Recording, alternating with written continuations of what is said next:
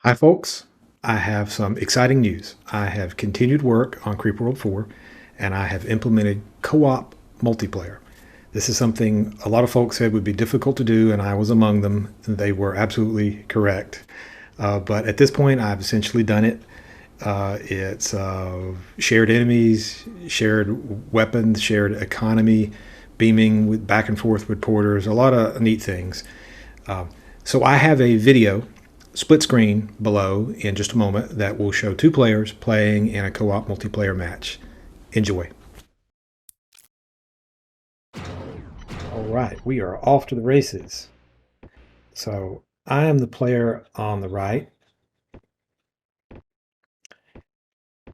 That would make me player one. And you can see I'm building some stuff out, building out my economy. And you can see that reflected over in player two's view. They're starting over all the way on the right edge of the map, and I'm starting over on the left edge. So they're mostly focusing on their infrastructure, just like I'm focusing on mine at this point. And in my view, player one's view, I'm zoomed out all the way, so you can see from my perspective player two's infrastructure starting to come online. Now, what's interesting about this mode is there's a lot of choices that had to be made, and distribution infrastructure, so pylons and towers are shared units. That means when one person builds them, they appear on both maps. They belong to both people. So the towers that I've built are on the other player's maps, and the towers that the other players, in this case player two, has built are on my map. Now they're not charged, they're not activated towers because they're not connected to my lab. So when you look at player one's view, you can see towers over in player two's territory, but there's no Soylent fields. That's because I've not connected to them yet, and vice versa. Now we skipped ahead a little bit, and player two's getting into a little bit of trouble. An egg being carried by a blob has come in, and it's threatening to cut their network off. Now, other things are not shared on the maps. They may occupy space, but they're not directly controllable. So enemy or friendly other player units are under their control, and you can see in player one's view, you can see those white ghosts. Every player has a different color. Those are the views. That's the view that player one, in this case me, I saw of player two.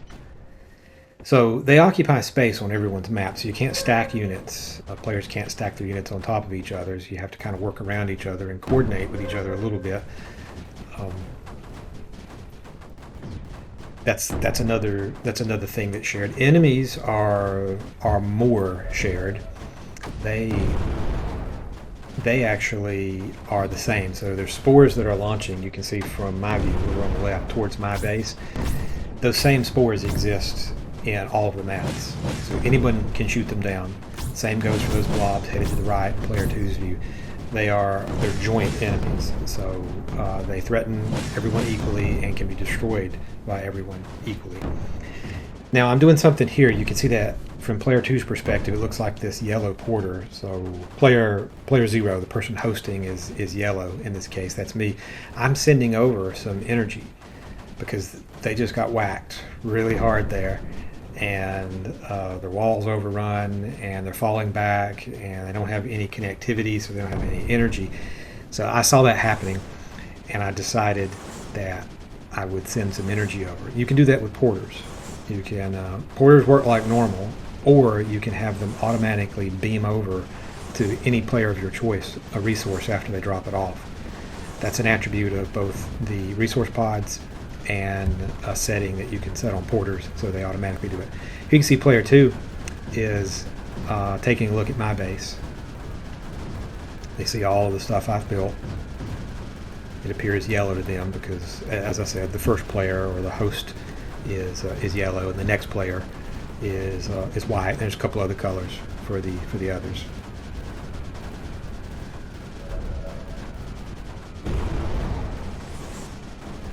trying to recover, and player one, sent in some bombers. I built a runway and some bombers. So I'm bombing that area for them. That also helped them recover. You can see my yellow bombers from player two's perspective. While that's going on, take a look at player one, and it is, you can see I'm advancing from the north, taking some enemies out, and I'm pushing right across the top because I would like to link up our two networks. Once that's done, we each will get the Soylent bonus from each base, and we'll be able to directly share resources. This map was interesting because I had access to ARG, and player two did not. Player two had access to Greenar, and I did not. So we shared those via porters initially. But here, we're all hooked up. We're on one big happy network now. So we have more. Each of us has more energy. You can see from each player's perspective, the Soylent fields are active, and now we're making a joint advance. Player two from the east and me from the north.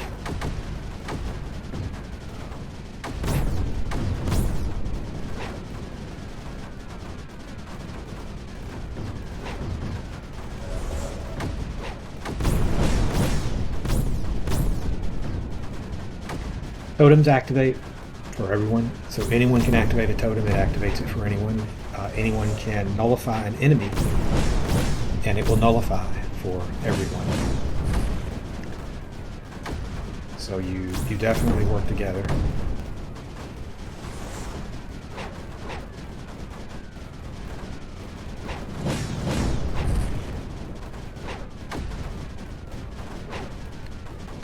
Technically, technical details on this, it's client server based, so one person hosts the game and then can invite other folks to join, up to 3 other players. Typically, I imagine it's going to be 2 players, maybe 3. Occasionally, 4 folks might get together on a really large map. And it's neat to play maps where one person is in kind of a desperate situation to start with, and then others have to help them out. It can be neat to play from the same starting position, so you start in the same spot on the map. That can be neat. And it can also be neat, like in this map, where you start on opposite spots and then work together towards a common goal. Here we can see player 2's getting in trouble again. They neglected some creeper, and it's flowing downhill, and it's threatening to cut the base off. So there's going to be a joint effort here to try to secure that. I'm sending some bombers in, and they're repositioning. Note that when one person pulses, the game pulses for everyone. So you may have seen that a couple times in the video. I cut it down. Right now there's one. If you look at the little badge, the name badge at the bottom, it shows a little hand pop up that indicates that that player has paused the game. That way, if one of you gets in trouble, you can pause and talk about it and decide what you want to do. That's what we were doing in that case. So player 2 is pulling some units back. I sent some bombers in.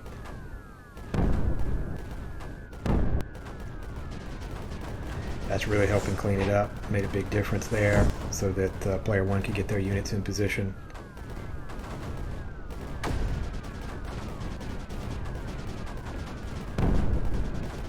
And off they go. And I also built out some units for them because they were a little overwhelmed at that point, so I placed some towers down. The person that places the tower for shared structures like that pays for them, so it's packets that would come from my base that would pay for them, but once they're built, they belong to everyone. Now it's time for player 2 to get some revenge. They wanted to take the hill. I was happy to let them do it. I will just move in some of my own units into position. I got some bombers there saturating because there's a bunch of eggs there that are going to go off when it gets nullified. So I want to make sure that we're in position to deal with those eggs once they detonate. See, I've got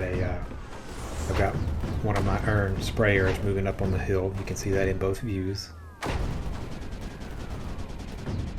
And you can see my units moving closer.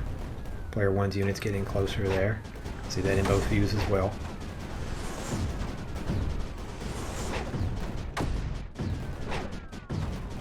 Now the whole multiplayer idea is based on the idea of sort of a shared multiverse idea where things aren't necessarily 100% exactly in sync. Some things are phased in and out. Some things are joint. Some things are half phase. Some things are full phase. That sort of thing. That's why the enemies or that's why the units are sort of half phase. And the creeper itself can also, in minor cases, and I'm demonstrating this here, be slightly out of sync. But for the most part, it's in sync almost all the time. And what one person sees, everyone sees. So yeah, there we have it. Thanks for watching.